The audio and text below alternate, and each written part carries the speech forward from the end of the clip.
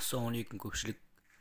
Бүгін сіздермен ARG кондиционерін жылы ауаға қалай қоятынын айтатын боламыз. Ол үшін кондиционерді қосамыз.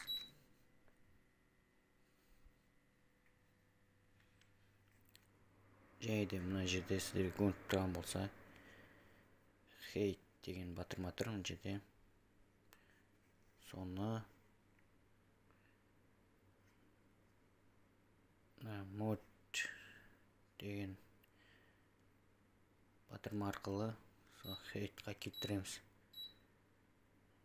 Және де бұны біразғантай уақыт күтеміз.